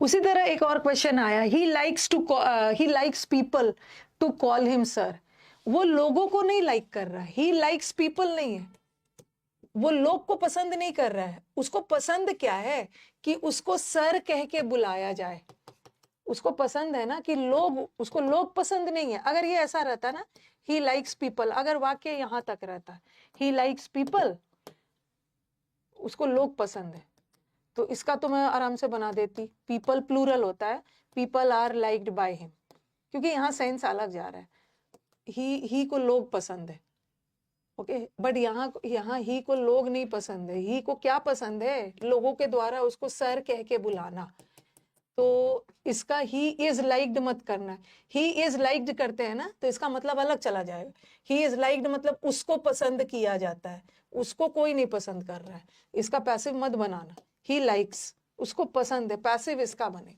टू बी कॉल्ड सर, मैंने बाय पीपल नहीं लगाया, बाय पीपल वेग हो गया ना, इसीलिए मैंने यहाँ पे बाय नहीं लगाया। He likes to be called sir, चाहता है कि लोग उसको, मतलब ये इसको ऐसे कर दो। तो ये सब क्वेश्चंस अच्छे अच्छे क्वेश्चंस हैं।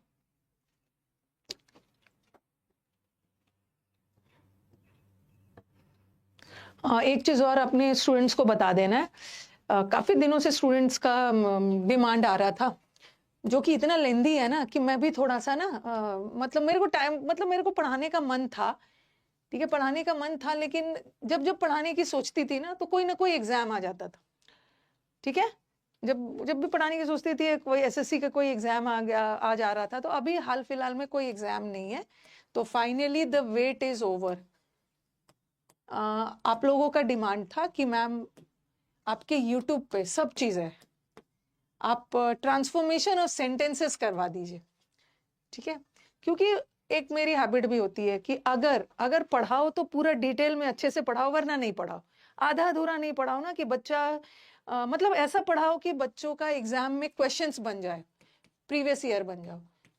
ऐसा पढ़ाओ कि उनका क्वेश्चंस बन जाओ, या तो मत पढ़ाओ, आधा अधूरा मत पढ़ाओ, पढ़ाओ तो पूरा पढ़ाओ। तो सिंस ये बहुत लेंदी टॉपिक है, तो जब मैं सोचती थी पढ़ाने की, तो कोई ना कोई एग्जाम आ जाता था और फिर मैं मॉक्स और प्रीवियस करवाने लगती थी। लेकिन अब मैंने डिसाइड किया कि अभी आपके एग्जाम आने में बचा है टाइम, तब तक मैं ट्रांसफॉर्मेशन ऑफ सेंटेंसेस करवा दूं। पंचुएशन पढ़ा दिया है, पंचुएशन मैंने पढ़ा दिया है, ठीक है? देख लेना यूट्यूब पे, पंचुएशन आप पढ़ा दिया है। कल मैंने आपको फिगर ऑफ स्पीच पढ़ा दिया है, अब बारी आती है ट्रांसफॉर्मेशन में। तो थोड़ा सा मुझे टाइम लग रहा था, क्योंकि पढ़ाते वक्त मैं वही सारे क्वेश्चंस को सेलेक्ट करने वाली हूँ ना, जो आपके प्रीवियस ईयर के डिफरेंट एग्जाम्स में आए हैं। इससे क्या होता है ना, आपका काम आसान हो जाता है, ठीक है? तो आप देख सकते हो, आप देख सकते हो, और लेंदी है। मेरी टीम ने बोला मैम इसीलिए आप अवॉइड कर रहे थे, कि मैंने बोला ये बहुत लेंदी टॉपिक है। ट्रांसफॉर्मेशन ऑफ सेंटेंस में सिंथेसिस ऑफ सेंटेंस भी आता है, simple sentence, complex sentence, compound sentence, sentence को पॉजिटिव से नेगेटिव कैसे बनाते हैं, अफर्मेटिव को पॉजिटिव नेगेटिव कैसे बनाते हैं, assertive to exclamatory, exclamatory to interrogative, इसमें बहुत बड़ी कहानी है। तो अब मैंने सोचा है कि अगर पढ़ाऊंगी ना, तो इसको पूरा कंप्लीट ही करवा दूंगी। पंचुएशन मैंने यूट्यूब पे पढ़ा दिया, वहां से अब देख लो, टाइप करोगे तो मिल जाएगा। ओके, कल से स्टार्ट होगा ट्रांसफॉर्मेशन। तो चलो ये भी हो गया, इन्फिनेटिव वाला हो गया। इन्फिनेटिव वाला गलती नहीं करना, इन्फिनेटिव वाला ऐसा वाला सेंटेंस आ गया, ये तो बहुत पहले का सेंटेंस मुझे लग रहा है ना, कब होगा, इसको टाइप करोगे तो मिल जाएगा। 2015-16 में आया था, पहले क्वेश्चंस का लेवल अच्छा आता था। एक्टिव पैसिव ना 2015-16 वाले 14-15 जमाने में पेपर का लेवल अच्छा आता था, ऐसा ऐसा क्वेश्चन देते थे। अब तो बहुत इजी इजी दे दे, उसी वजह से ना 135 में 135 आ जाए। अभी तक तो मैं आपको बेसिक्स करवा रही थी, अब आ जाओ passive of interrogative sentence. Interrogative sentence का मतलब है प्रश्नवाचक सेंटेंस, कि मैम प्रश्नवाचक सेंटेंस का पैसिव कैसे बनेगा। ओके, हाँ, प्रश्नवाचक का पैसिव कैसे बनेगा। ओके, अरे पहले तो मुझे स्लाइड लेना होगा एक अच्छा सा।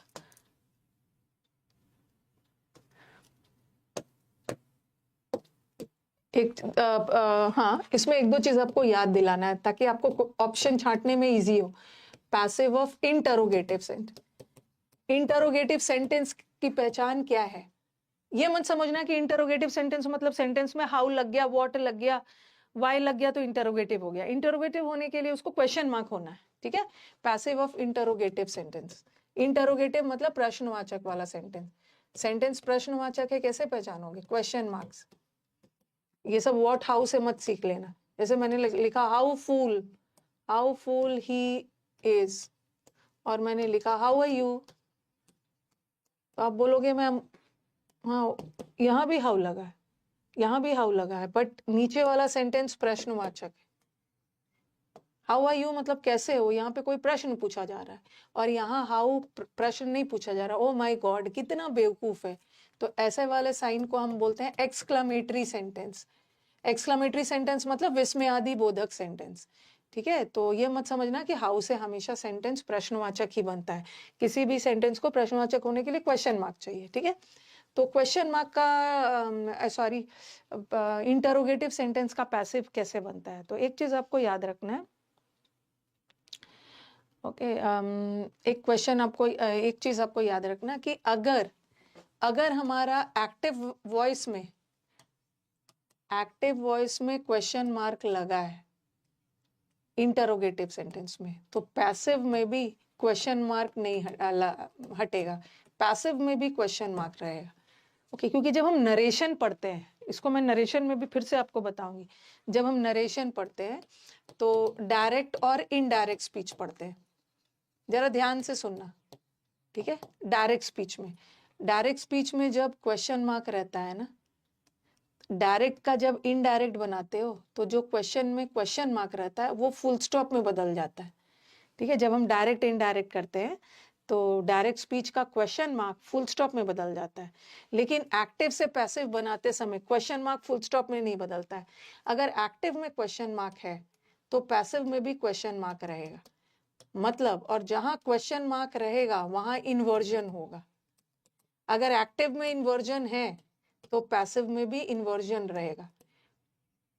आप कोई बताऊंगी, एग्जाम्पल से बताऊंगी, क्योंकि कुछ को दिमाग में आ रहा होगा कि मैम इन्वर्जन क्या होता है। इन्वर्जन का मतलब होता है सब्जेक्ट से पहले वर्ब का आना, उल्टा हो जाना। जनरली वाक्य में पहले सब्जेक्ट आता है और फिर वर्ब आता है, बट उल्टा कब हो जाता है, सब्जेक्ट से पहले जब वर्ब हो जाता है। तो एक्टिव में भी इन्वर्जन होता है, पैसिव में भी इन्वर्जन होता है। क्यों? क्योंकि एक्टिव से पैसिव बनाओ चाहे पैसिव से एक्टिव बनाओ, क्वेश्चन मार्क हटता नहीं है, पंचुएशन मार्क हटता नहीं है, और जहां क्वेश्चन मार्क रहेगा वहां तो इन्वर्जन होगा। लेकिन डायरेक्ट स्पीच में क्वेश्चन मार्क रहता है तो क्वेश्चन मार्क में तो इन्वर्जन होगा, ठीक है। लेकिन इनडायरेक्ट स्पीच में जब ये जो क्वेश्चन मार्क है ना, ये फुल स्टॉप में बदल जाता है, और जहां भी आपको फुल स्टॉप वाला सेंटेंस आ गया, अब वो प्रश्नवाचक नहीं है, अब वहां पे इन्वर्जन नहीं होगा, ठीक है। अब वहां पे नहीं होगा। हो सकता है कुछ बच्चों को ये वाला नहीं समझ में आ रहा है। एक सेंटेंस दे मैंने लिखा, ये देखो, हु रोट द बुक, बाकी सारा चीज मैं बाद में बताऊंगी, बस ये वाला थोड़ा समझा रही हूँ। हु रोट द बुक, ये सेंटेंस एक्टिव वॉइस में है ना, पैसिव होता तो वर्ब का थर्ड फॉर्म आता ना, ये सेंटेंस एक्टिव वॉइस में, ठीक है। और इसका पैसिव मैं बनाती हूँ, अभी अभी यही चीज मैं आपको डिटेल में पढ़ाऊंगी, एक ऑप्शन में देंगे, अभी ये सब बताऊंगी। हु बदल जाता है बाय हुम में, इस पे ध्यान मत देना, अभी मैं ये बताऊंगी। By whom the book was written, एक ऑप्शन में ये देंगे, क्योंकि यही वाला एग्जाम के ऑप्शन में मिलेगा।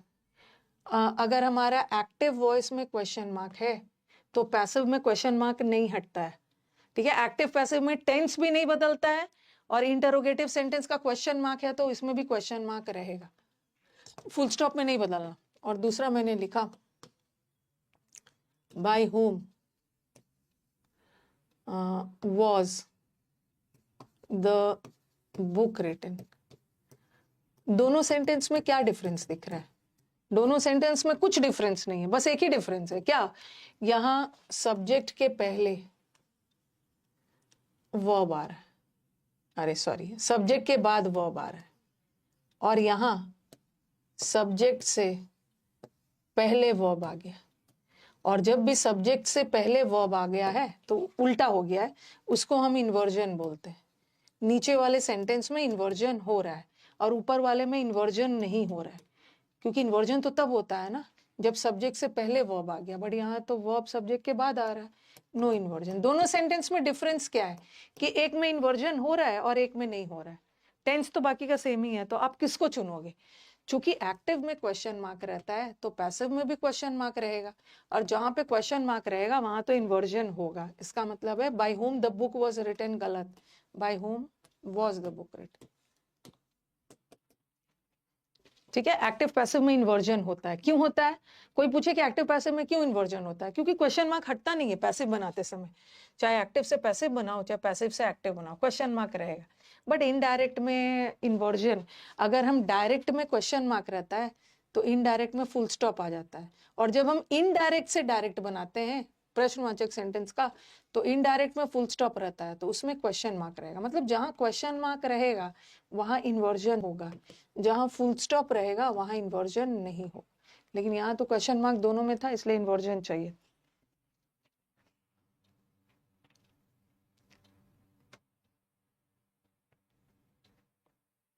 बी वाला उसी तरह, वैसे तो मैं इसको आपको डायरेक्ट इनडायरेक्ट में पढ़ाऊंगी, लेकिन यहाँ भी एक एग्जांपल दे देती। थोड़ा बहुत नरेशन का तो आइडिया हो गई। जैसे मैंने लिखा आई सेड, ये भी इंटरोगेटिव सेंटेंस है। व्हाट आर यू डूइंग, बाकी चीजों पे ध्यान मत दीजिएगा, अभी सिर्फ इन्वर्जन पे ध्यान दीजिए। व्हाट आर यू डूइंग, क्या कर रहे हो, इसमें तो क्वेश्चन मार्क, इसमें तो क्वेश्चन मार्क है ना, और क्वेश्चन मार्क सेंटेंस में तो इन्वर्जन होगा, सब्जेक्ट से पहले वर्ब आएगा। इसको हम डायरेक्ट स्पीच बोलते हैं। डायरेक्ट स्पीच का मतलब है जब भी इन्वर्टेड कॉमास रहे ना, ऐसा वाला दिख गया तो ये डायरेक्ट स्पीच होता है। अब मेरे को इसको इनडायरेक्ट बनाना है, तो ऑप्शन में ऐसे देंगे, आई आस्क्ड, या ही सेड लगा दो, he said what are you doing, मुझसे पूछ रहा है, तो पूछा उसने तो सेड आस्क्ड में बदल जाए। बाकी चीज पे ध्यान मत देना, बस इन्वर्जन देखो। He asked what was I doing, एक ऑप्शन में होगा और एक ऑप्शन में आएगा he asked what I was doing। देखो जब हम डायरेक्ट से इनडायरेक्ट बनाते हैं ना, तो हमारा क्वेश्चन मार्क फुल स्टॉप में बदल जाता है, ठीक है। लेकिन एक्टिव से पैसिव बनाते समय क्वेश्चन मार्क ही रह जाता है। क्वेश्चन मार्क रह गया तो आप फिर इन्वर्जन रहने देना, इन्वर्जन करना है। लेकिन यहाँ तो फुल स्टॉप में बदल गया। अब देखो यहाँ सब्जेक्ट से पहले वर्ब आ रहा था, सब्जेक्ट से पहले वर्ब आ रहा है, इन्वर्जन हो रहा है, बट यहाँ सब्जेक्ट के बाद वर्ब आ रहा है, यहाँ पे इन्वर्जन नहीं हो रहा है। हमें इस सेंटेंस में तो हमें इन्वर्जन चाहिए था क्योंकि ये प्रश्नवाचक था, ठीक है, बट इस सेंटेंस में तो फुल स्टॉप है, और फुल स्टॉप वाले सेंटेंस में इन्वर्जन नहीं चाहिए। He asked what was I doing नहीं होगा, व्हाट आई वाज डूइंग, ठीक है। लेकिन अगर वाक्य ऐसा आता कि कोई इनडायरेक्ट में रहता, ठीक है, फुल स्टॉप वाला सेंटेंस रहता और उसमें इन्वर्जन नहीं होता और हमें डायरेक्ट चुनना होता, ठीक है, डायरेक्ट सेंटेंस बनाना होता जहां पे क्वेश्चन मार्क होता। जब क्वेश्चन मार्क होता तो हम तो इन्वर्जन के साथ वाला चुनता। बस याद रखो, जहां फुल स्टॉप लगा है वहां पे इन्वर्जन मत लगाना, जहां क्वेश्चन मार्क लगा है वहां पे इन्वर्जन लगाना, सब्जेक्ट से पहले वर्ब। यहाँ भी लगा था, लगाना, ठीक है। तो एक्टिव पैसिव में वो वाला ऑप्शन आता है। मेरे को 2 दिन लगेगा और 5 डेज लगता है। वॉइस कल और परसों चलेगा, और इतना ना हड़बड़ाना नहीं है, आराम से पढ़ाने दो।